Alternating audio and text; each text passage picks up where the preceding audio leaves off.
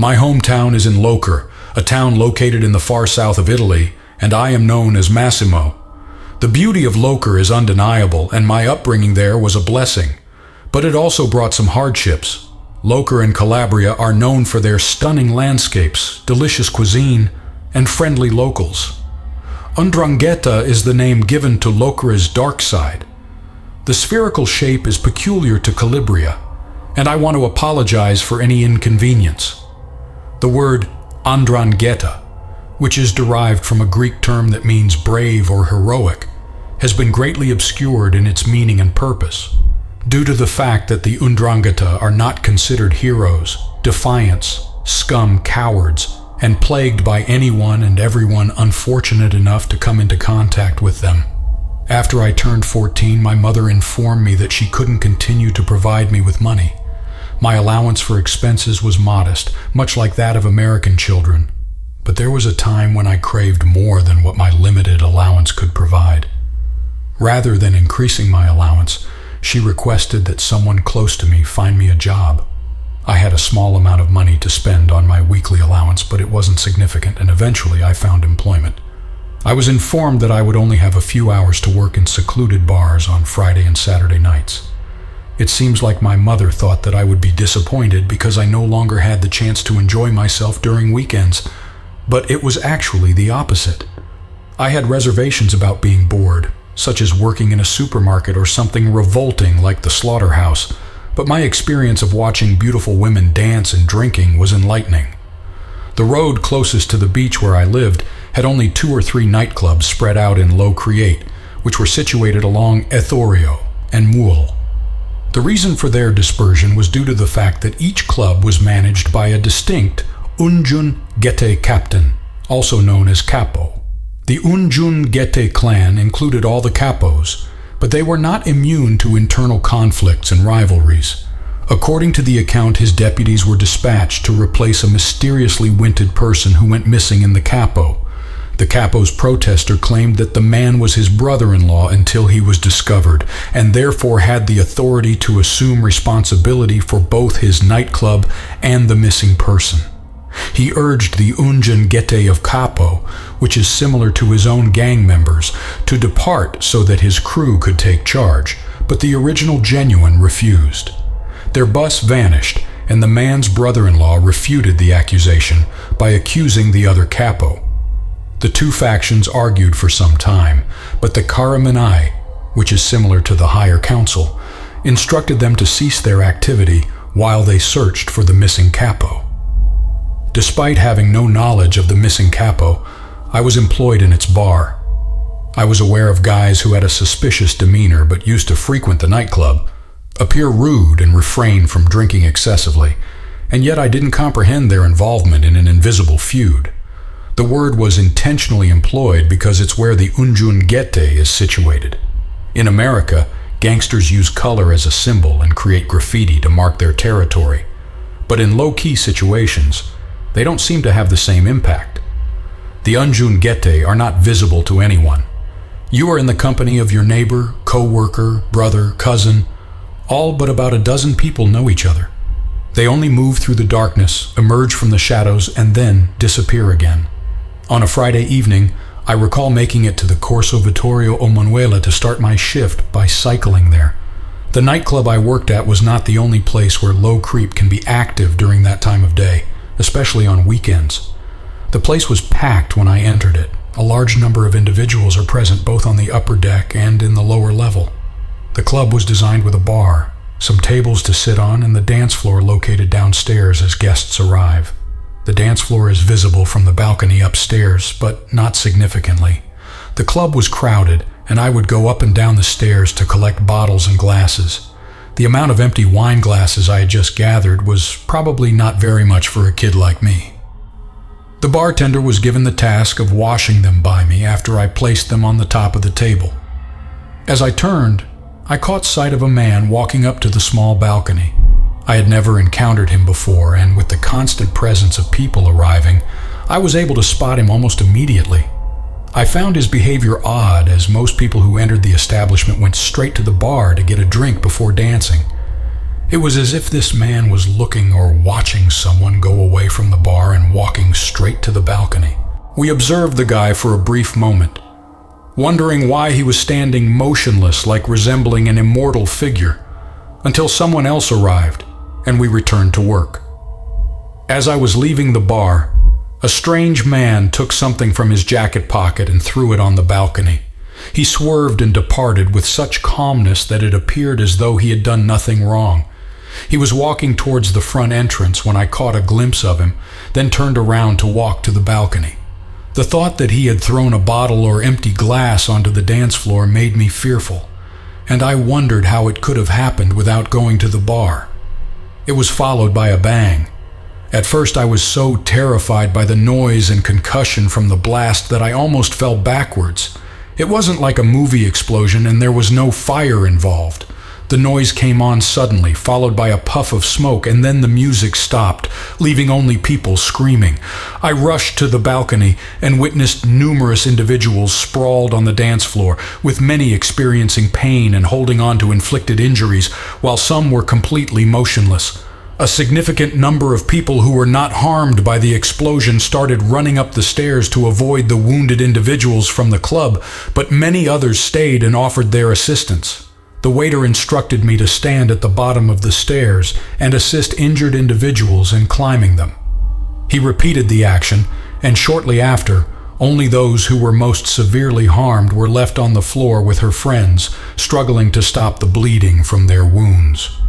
Upon the arrival of paramedics, I inquired if I could offer any additional assistance to the bartender. His response to me asking him was one of anger, and I think it's likely a reflection of his realization that I wasn't meant to be there. When I was a child, he requested that I assist in helping the injured. He seemed to be experiencing guilt and yelled at me, telling me to leave him alone. I had longed to leave the area as soon as I heard the explosion and saw the wounded, but for some reason, I decided to stay. I suspect it was more out of curiosity or unease. After realizing what had occurred, or at least that something truly terrible had happened, I was happy to ride my bike home. My mother was aware of the sirens and flashing lights nearby, which made her believe that I had some involvement in the situation when I walked through the door with blood on my clothes and tears in my eyes. It's safe to say that I cried out loud when she held me. The fear was no longer present, but the tension was being released like a river. I felt a sense of contentment being alive and comforted by her embrace as I made it back to my home. The police arrived the next day to discuss the attack with me. During the day, they made a visit. On the flip side, the 'Ndrangheta came to see us at night. The level of detail they displayed was much higher than that of the police officers. They inquired more questions, demanded additional information, and evidently had a greater desire to identify the individual who triggered the explosive device on the dance floor than the police personnel did. I'm not certain if they ever did it, but there were many fatalities. The 'Ndrangheta violence is largely conducted in secrecy and on the margins, but Lokry in the nearby area experienced an outbreak of violence as the two rival Andrina battled each other. My mother sent me to Cosenza, a town located north of Lokry, to live with my cousins until the situation had settled in. I eventually went back home with my parents, but my mother was never ever happy ever again. We relocated to Reggio Calabria a few years later, and we have been dwelling there ever since. Although we miss Lokry, the accumulation of numerous unpleasant memories has made it impossible to be at peace in this location. The memory of blood and screaming is evoked in me. The moment I hugged my mom, I stared in disbelief for a few minutes before realizing it. She was haunted by the silent and invisible monster that haunts Calabria, suddenly becoming loud and noticeable as it almost took her only son. During my college years, this event happened before the advent of cell phones. During my time as an undergraduate, I attended a school in the Appalachian Mountains. The small town school made it clear that the town residents didn't show much concern for our students. It occurred during a cold winter when I was still in my junior year. A tale had been told about a particular local who relished going to the club, an established and well-liked bar. The area was a hub of activity for both students and townies. If the narrative was followed, this individual would emerge on Saturday nights and engage in heated debates with students. A group of students were drinking beer when he was uninvited and sat at a table last week. He remained silent and was not received with warmth. He eventually snatched the thigh of a male student. After the student grabbed him by the arm and demanded release, he launched an attack on them. Allegedly, the students were all taken to the hospital for injuries sustained during the assault. The owner, being a local guy, didn't do anything with it either. The following Saturday night, I suggested to my friends that we should teach this man a lesson. I was brought up by my dad, who didn't want me to be a victim and prioritized taking care of my friends. To manage my stress and cope with it, I played pool and poker to help me with my schoolwork. I got magazines and wrapped them around my torso with electrical tape after hearing the townie enjoy punching his victims in the solar plexus. I tucked a glass Coke bottle in my jacket pocket, even though it was empty. After that, we waited until about 10 p.m. and then proceeded to the bar, where I managed to get a table with just one chair left unoccupied. While having a cold beer with my friend, we were told that he was present. We refrained from looking at him and continued to drink. After a while, he came over and sat in the chair beside me. I casually glanced at him and smiled. Without a stretch, he grabbed me by the soles of my leg. "Good day, dude." As I took another sip of beer, my expression remained unfavorable. He grasped my thigh with both hands and looked back at me without saying anything. "Were you undoubtedly on a reserve journey?" When I said it, my friends were all in hysterics. Everyone in the bar was silent as they watched.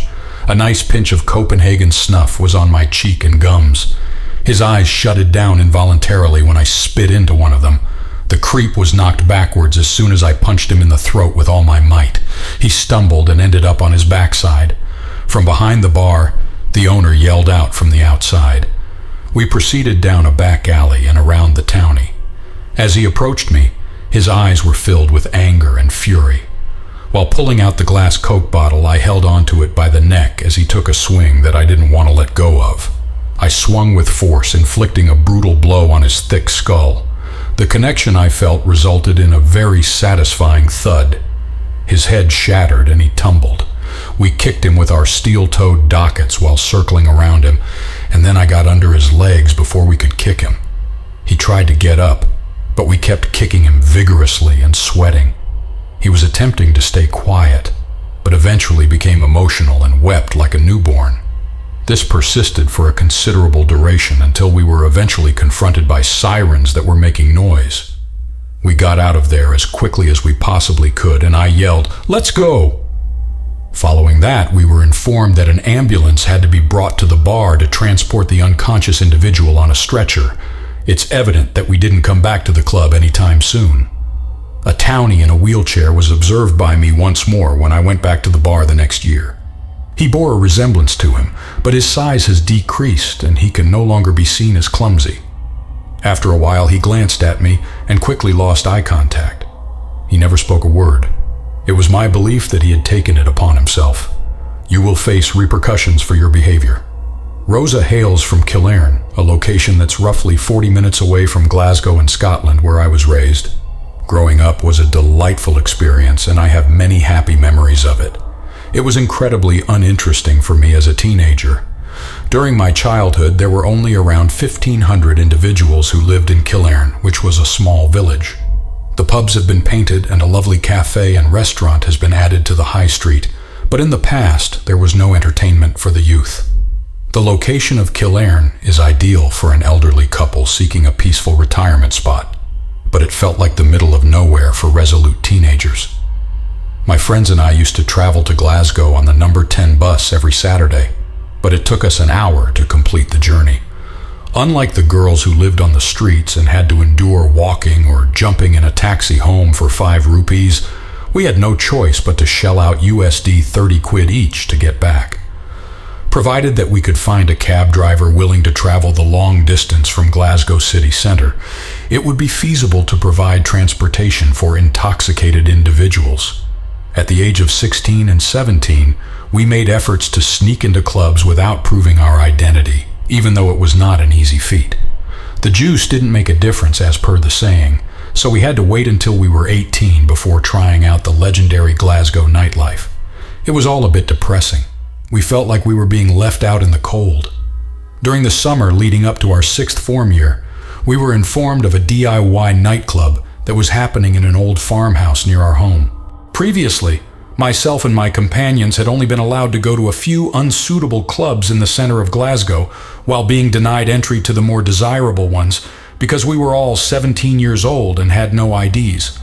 It would be far more extravagant, significantly less expensive, and without the need for any age proof to attend an unsanctioned rave. We were surprised to find that it was the answer we had been waiting for. Let me be clear. The idea made us a little nervous when we first heard about it. We grew more and more comfortable with the fact that our 6th form had joined us, and we were now fully prepared to participate. The fact that we had to pay £3 for tickets was a bonus, making the proceedings appear much more formal. The organizers printed the items using Microsoft Word art from a computer, and then used the profits to rent their sound equipment. The guerrilla-based operation was a significant attraction on one level. It was a do-it-yourself party, but we didn't take into account the other implications. We were obliged to deceive our parents on the night in question by stating that we were going to a party in Glasgow. Not a nightclub, but instead of celebrating my friend's birthday. Our parents believed that the taxi we ordered would take us to the train station, so we decided to order one. Then, we were on our way to the farmhouse a few miles away from town where the organizers of the raves had put up their sound system. It gave the impression of being an absolute mess. Despite having our tickets, we were left in the dark and no one spoke to us about it. It wasn't just that they assumed we were not old, but one of the guys was so pleased with us that he gave us a half-dozen bottles, 330 memsel of vodka after we mentioned having no drinks with them. That was the other terrible aspect of living and taking lives. You were unable to approach the lady in the shop when you were 18, even though she had attended your 17th birthday celebration just a week earlier. Our biggest challenge has been acquiring alcohol and cigarettes. Despite being dolled up, we were given free clothes by these guys. It felt like we had passed away and entered heaven. As the number of people arriving increased, we started dancing in our small group of 3, passing around a bottle of vodka that had been filled. At least 100 people were already in all the different rooms of the old farmhouse by the time we reached our comfortable state. As the party got going, the music became louder and the atmosphere heightened as more people joined in to chat and dance. It was entirely irrational. Despite the chaos, my friend Lucy witnessed someone selling pills from a transparent plastic baggie. We had never witnessed real drugs up close until that moment. We had a hard time getting the bottle of Buck, so we couldn't use soap bars or Whiz or anything else. We inquired about the product being sold by the man, and were told to thank him for his ecstasy, but he declined as we had no money. The person with the pills who organized the raves gave us some of their alcohol, but unlike the organizers who handed us liquids, he didn't give any more and just moved on. That was a good fit for me. It made me feel more than capable of taking my daring leaps. Nevertheless, we persist in drinking, dancing, and eventually becoming exuberant. We were aware that the toilets in that area would be awe-inspiring, so we didn't stay there for extended periods. We even proposed the idea of running away to a bush somewhere if they were too disgusting. The queue was so massive that we couldn't resist going once we finally got the courage to go. The fact that there was only one outside toilet with working plumbing made me suspect that the organizers were renting or using a rental service. The owners were aware of their desired use of the property. It's unlikely that they would have handed over the keys so quickly if they had been aware. We were both unable to wait in line and had to queue up, so we decided to go for a brief moment before getting into the shade. A long overgrown hedgerow and a patch of trees were located just behind the farmhouse. It seemed like a nice covert area, so we headed over to it, skirted around the edge, and then walked into the trees to find some more shelter. We didn't want boys to chase us and grab our knickers, so we walked for a bit to create some space before the hedge. Suddenly, I remember gazing at my left eye and feeling horrified. A girl with very pale features was positioned against a tree, and she was looking at me with ambiguous and unoccupied gaze. Her appearance was not impressive, but it wasn't scary. Her sudden appearance caused me some fear. Following the initial response, I and my companions began to inquire about her well-being, as I observed that she appeared to be very ill. The girl was utterly speechless. Feeling unwell, she kept muttering in her swinging jaw, "I simply desire to go back home."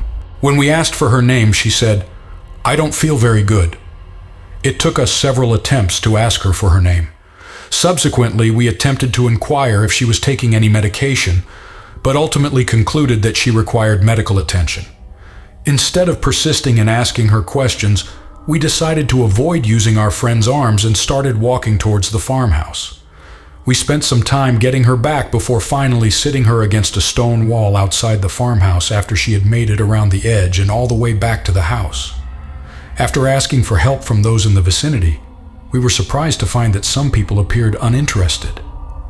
The girl was ignored by some foolish individuals who made fun of her appearance. A person who knew one of the organizers was able to locate them and confirm that they had brought a van with all the sound equipment, thanks to the good people who showed up. He was essentially the girl's ticket to the hospital. At that time, there were no mobile phones available, and the farmhouse may have had some plumbing repairs done, but there was no working phone line, so we could call an ambulance. We could try to find the closest road and hope to get past a car passing by, but the situation was too dire to expect anything else. A driver who can drive was essential for us, and we needed someone quickly. One of the organizers was a nice person who promised to take him, so we waited patiently and hoped that one of their sick friends could spot her while passing by. We attempted to contact the girl with their names, but her repeated use of her own name left us unable to communicate our compatibility. We only tried to market her as a means of passing on any offers or information that might help others identify her. It seemed bleak, really, and the worse the girl's condition was, the more anxious we felt. A momentary sense of relief was felt when a rave organizer showed up after hearing about an emergency. We disclosed to him that the girl had consumed too much alcohol, and he initially responded positively by saying they would take her to the hospital. This is the bare minimum I can do without any drama. His face transformed when we presented him with the girl in question. He appeared to have encountered her from a distance, or had information about her that we were not seeing. His expression also experienced a significant shift. He went from being calm and confident to becoming the night warrior, then transitioned into a group of young damsels and almost became terrified. He responded to my inquiry about the matter by saying he would return in half an hour and simply need to converse with someone. Upon hearing his expression, I said we didn't have time for that, and then proceeded to hold onto his wrist as he left. He reacted by throwing me off and then giving me an angry look before disappearing into the crowd. I shouldn't have grabbed him in that way, but the feeling of helplessness escalated to 1,000. We abruptly shifted from anticipating everything to experiencing the present moment. The situation was not taken seriously, which was the most unfortunate outcome. The semi-conscious girl was approached by drunken men who said, "Hen, I'm okay with going back to my place and sleeping somewhere safe." We had to inform him that it wasn't funny and that excessive alcohol intake can cause serious illness. During that moment, one of the boys commented, "She's not too heavy on drinks. The pill she's taken doesn't suit her. Water and an ambulance are necessary for her." We inquired about his perception of being a silent messenger speaking to those who had knocked on his door. He responded because I witnessed her accepting it. "I'll come back with the water bottle." It was at this point that we started to panic, as it became evident that the girl had not consumed an excessive amount of alcohol. She was taking an excessive amount of ecstasy. She was in a state of exhaustion, perspiration, confusion, and starting to lose consciousness, which meant that she would be in serious danger if the person responsible for organizing the van didn't transport it to the hospital soon. I was tired of waiting for the guy to come back, so I went out looking for him. After a few minutes I found him, and while I couldn't hear him, the person he was talking to was still holding on to his words. I approached him and expressed my desire to take the girl to a hospital, saying, "What are you waiting for?" Upon realizing that I had followed him inside, he became furious and instructed me to leave the building and return within minutes. Nevertheless, I had a realization. The individual who was retaining his silence, the same one who had offered to sell us pills just an hour before. Rather than leaving the girl in danger, The organizer was mindful of her overdosing and prioritized her drug dealer friend's well-being. I'm not sure what they were saying, but it's possible that the organizer was warning his dealer friend that law enforcement might be dispatched at some point because he was about to take one of his pills and drive the girl to the hospital. I couldn't fathom why it was not just a two-sentence discussion. Instead of acting appropriately and saving someone's life, this pair of clowns were having a small talk about it. I didn't just sit and wait with my friends. I stayed where I was, and the more they talked, the greater my anger.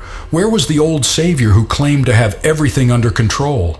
He appeared to have vanished once he realized that his actions could potentially impact his friend's profit margin. I can't help but feel angry after hearing that and having to stand there looking at him. Regrettably, this is where I made a significant error. My rag was stolen, and I began to physically assault him. I refrained from hitting the guy with a fist or other physical contact, but I began to open my hand and hit his shoulder instead. I was angry mainly to get his attention, but it quickly became a minor offense as I'm screaming at him. What's the outcome? It's time to take action and leave now. He turned around and pushed me back into the crowd, followed by an entire hellfire. I'm not saying I shouldn't have been given a reprieve. Putting your hands on someone like that is not acceptable, as words could have done just as well. Instead, we saw a big husky man pushing an innocent girl before she flew away. He was the one who got it wrong, according to the crowd of people. Do we witness a group of difficult individuals quickly approach he and say, "Give me some space," before moving on? Why don't you push me like this, big man? They wished to kick him in the head because he had pushed a girl, but it might not have been clear-cut in translation. The organizer and his dealer friend were the ones who emerged from the crowd and started throwing punches. Not only the rapid outbreak of violence, but also the fear that I might be able to take this girl who was overly anxious to the hospital. Despite my efforts to end the fight, I was knocked over multiple times and began crying as an unknowing stranger pulled me out of the way and asked if I felt okay. I was speechless, so I dragged the man out by his wrist and showed him the girl in my friend's group. The girl was unresponsive and the scene was dreadful. Despite the kindness of the stranger and my friends, they couldn't help but feel for Rosa, who is now unconscious. It's my opinion that we have to do something. By that time, we had completed the task of picking up the girl and taking her to the closest road to flag a driver who was driving past. Despite it being around 10 o'clock, there was still enough light to follow the path back to the road because it was the summer before our Mach A levels, as I recall. The kind stranger had two of his companions with him, and they assisted in taking the unconscious girl to the side while we proceeded to flag down a car. After waiting for a few minutes, we felt hopeless as we waited for another vehicle to arrive, and when one finally did, there was the added anxiety that it wouldn't stop. In my personal experience, I thought that someone could think nothing's going to happen when they see a group of teenagers screaming and carrying an unconscious girl. Fortunately, they were not. The driver paused in their car, closed the window, and inquired about the situation. The word overdose was enough to get them to stop shouting and getting her into the back. There was room for me and my two friends, as well as the girl who was overeating, but there were no other lads to accommodate. They signaled to us and instructed the man to drive, which he followed all the way to the Levin Hospital in Alexandria. The driver, doctors, nurses, and caregivers at Levin's Eve said that everyone assumed we were the girled friends, which I guess they were because she didn't attend the rave with any of us. Despite being strangers and not familiar with the girl, we had to inform them that our time with her was over after we got to the hospital. In the absence of a payphone in the waiting area and no way to reach home, I reached out to my parents and begged them to come pick us up. Our trip had been tarred with information about our destination, which was initially met with disapproval by my mother. However, when she and my dad arrived to drop us off, their attitudes completely changed. It's likely that they talked about it during the drive over. Despite being dishonest, we only consumed a small amount of vodka before peeing and discovering the girl had overdosed.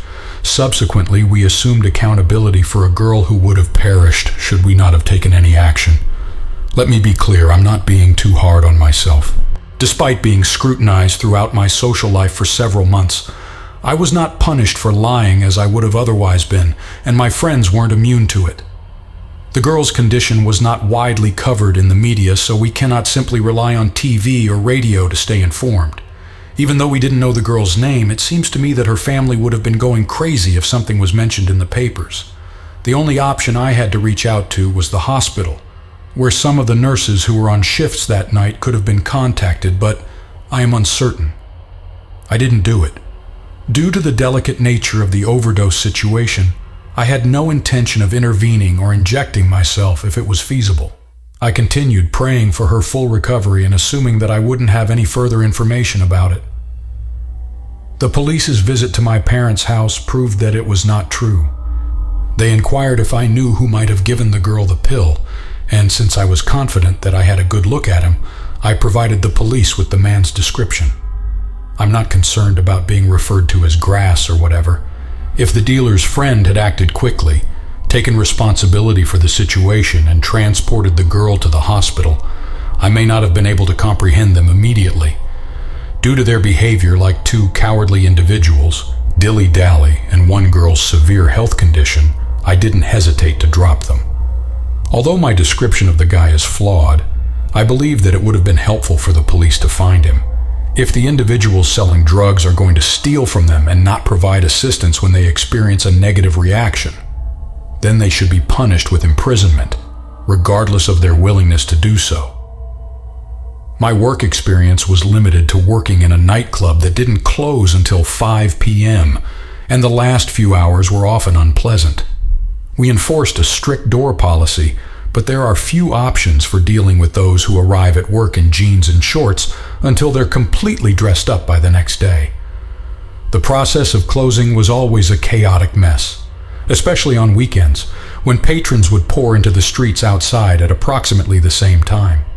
The crowd would disperse with romance, drama, and fights, while taxis continued to move. We had a guy kicked out just before closing time because he was trying to start fights with people. His wastefulness, characterized by his posturing and sloppy handling, made him less of a threat to anyone. After being ejected, he stays away from the club and talks rudely to those who might want to come out. He was being kept at a distance by the bouncers alone, and then he continued to harass people when we closed down, but somehow managed to avoid any violence. His lack of effort and incompetence were so great that people didn't consider him to be worth the sacrifice. During the dispersal, he appeared shirtless and may have even puked on himself, leading some to believe that people were not interested in getting near him or fighting. The crowd of people gradually dispersed until only a drunk man without shirts would be seen wandering the streets and harassing cars.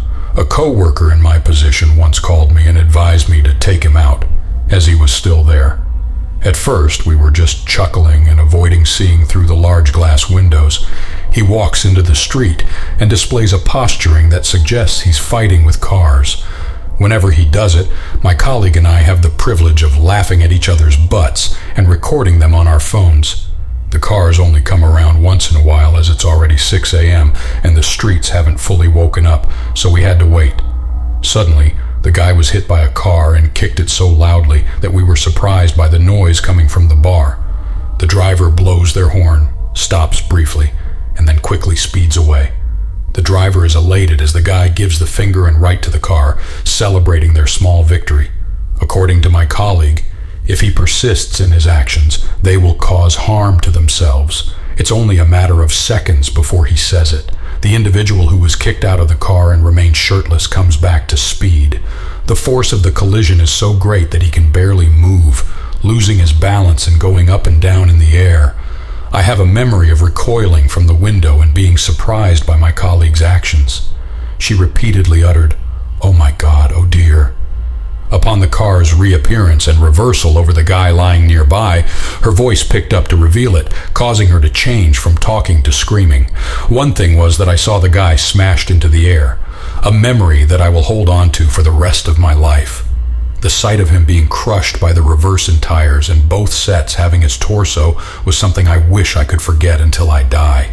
The sound of it alone was one of the most unpleasant things I've ever encountered. Gunk. That's just the type of deep gunk. Each time he was swept over by wheels. The second hit caused blood to seep from the rubber, which had dragged away the skin on his chest and back. I didn't bother looking for too long. Upon picking up my phone, I dialed 911 and spent time standing on the barricades, intent on enlightening the dispatcher. Before the EMTs arrived outside, 2 police officers arrived to answer some questions. Following our purchase of drinks, our manager stayed with us to obtain all the necessary security camera footage for law enforcement. The next night, we all took a break from work because it was Sunday, but I, my boss, and my colleagues were in the middle of texting and keeping everyone updated. The question of whether the shirtless man was okay remained unanswered. It may seem hysterical, but there are cases where people survive with unexpected injuries. The next day, we were informed of his death. Our manager was informed by the police that the investigation has turned into a murder after the man's death. This meant that we had to confront the police again, but this time it was with 2 homicide detectives who were interested in talking to someone who was on shift that night, and undoubtedly I was one of them. The main point of contention was whether the person who hit the shirtless man might have been someone he had a confrontation with earlier that night. It appeared to be completely haphazard from my perspective. We don't ensure that individuals leave the club without any apparent reason, opting for their cars instead. The shirtless man was unfortunate enough to kick the car of an individual who was in a bad mood and had to wake up early on Sunday morning. Honestly, that's what makes me so uneasy about this whole situation. It happened so fast that the guy had to deal with drivers who were mostly ignored and drove away, only to find a psycho who turned around and hit him before reversed over him. This is why I maintain a high level of politeness towards others, especially during times of tension. People shouldn't just walk over to me. It is possible for an individual to maintain a firm yet courteous attitude, make concessions, and establish boundaries. My desire is to be responsible enough to provoke the inclination of a psychopath who has been patiently waiting for someone to take their anger out on me. The person in question is not the trouble-seeking psychopath, so please don't be afraid to stand up for yourself. The authentic psycho, those who experience intense emotions and hair-triggering reactions when they see red, are the type that engages in a terrible behavior. There are individuals I'm afraid of, but there are those who will kill you. I experienced something truly terrifying on one of the most uneventful nights of my life. Throughout London, I had the opportunity to work in bars and nightclubs. Throughout my 7-year journey, I have visited 9 different venues and am constantly amazed by the number of places I visit. I would occasionally leave a place for better pay, but it could be because my boss or supervisors were unsupportive. After a frightening experience that left me with nightmares for years, I submitted my notice at one point. January is typically the most tranquil month of the year, as stated by those who have worked in bars and nightclubs. During the Christmas season, everyone experiences a massive blowout, and then makes an effort to maintain their money and waistline until the new year. I reckon it's been that way for an extended period, and only bar staff have to deal with it. You save your Christmas provision to ensure that you can endure a dry January and then hope for adequate shifts to stay well prepared for the remainder of the year. Initially, I considered myself fortunate to have my name on the greatly reduced rota. Going from working around 50 hours a week in December to working under 30 hours the following January was incredibly tough, but it was far more difficult than what others experienced. I had started at 6 p.m. and by midnight, we were closing down, with the bar only needing one person on site. While I and a colleague cleaned up the house early, it was all quiet on this night, with only our manager overseeing the front of the home. Due to the harsh Christmas weather, there was a lot of preparation to be done. After tidying up the upstairs staff and removing lost items, we went down to the beer cellar to clean it up as well. We had to crush the empty boxes and remove the bins, so we spent some time doing it. We entered the cellar, crushed a few of the boxes, and then left with them in their heaped state. The intention was clear when the box-crushing part of the job was successfully boxed off as intended. We decided to take a brief break in the cellar. Within a few minutes, we were sitting on beer boxes and exchanging small talk when I began to feel like throwing up. Initially, it wasn't very exciting, so I made a mental note to grab some sedum from the stash upstairs and continue talking to my colleague. After a minute or so, I began to feel even worse. I got up and felt a bit unsteady, but then I shared with my colleague that I was feeling strange, and would be willing to give it some breathing space. He also stood up. As I approached the cellar door, he stated, "I'll never forget this as long as I live. Best to get the car keys first, Jay." I paused, aware that I was going insane, and instructed my colleague to repeat the sentence, but then observed his knees collapse before colliding with the beer boxes next to him. He arranged them in a specific manner to avoid damaging the stack and endangering others with broken glass, but my colleague struck them so severely that I suspect some bottles may have broken off. Initially, I was taken aback, but it didn't take long for me to realize what had happened. The symptoms of dizziness, nausea, confusion, and sluggishness. The issue was related to a gas leak. To be precise, a leak of carbon dioxide. To make your drinks more carbonated and fizzy, we connect pipes to the CO2 tanks in the cellar of most bars. We were unable to hear the gas leak from one of the barrels due to the ambient noise caused by the old coolers in our cellar, which was quite loud. I rushed out of the cellar, breathed deeply, and then grabbed my colleague's arm before finally backing off into the hallway outside. In a state of panic, I began trying to awaken my colleague by hitting him in the face and shouting his name. The relief that I felt when he opened his eyes is beyond my description. His expression was gloomy and uncertain, leading him to flip over and suddenly regurgitate, which made me get up in an effort to keep him on my feet. Upon getting up, my knees began to wobble and I almost fell as I went to ensure it was on his side. In order to prevent him from rolling over and vomiting until he threw up on his own, I took action and informed him that I would seek help. The task of making it up the stairs was also a terrifying experience. I was apprehensive that I would faint, and it might take some time before our manager could locate us. I was afraid of falling backwards, slipping down the stairs and suffering a broken neck. I have a memory of holding onto the railing that went up to the side of the staircase with great force. After spilling through the staff-only door and entering the bar, I urged my manager to call an ambulance. The bar had only one couple seated, and they were fantastic. One of them was on the phone and calling 999 before my manager stopped her. She wasn't in a panic or carefree state. When I yelled at her, she was bothered and scared, while the cool-headed punter, who had already consumed some drinks, appeared to be moving like a meteorite. The worst had come to a halt. My colleague had already been rescued from the gas leak in the cellar, but by the time we returned downstairs, he was leaning against the wall and almost conscious. He had a red face, as if he'd been running around in our absence, and I was afraid to help him climb the stairs since I wasn't feeling well. I'm glad that my colleague was unwell and able to recover quickly by being dragged up the stairs again with the help of my manager and one of the couples at the bar. After a few minutes, an ambulance arrived, transferred us to the hospital, where doctors determined that both sets of symptoms were indicative of acute carbon dioxide poisoning.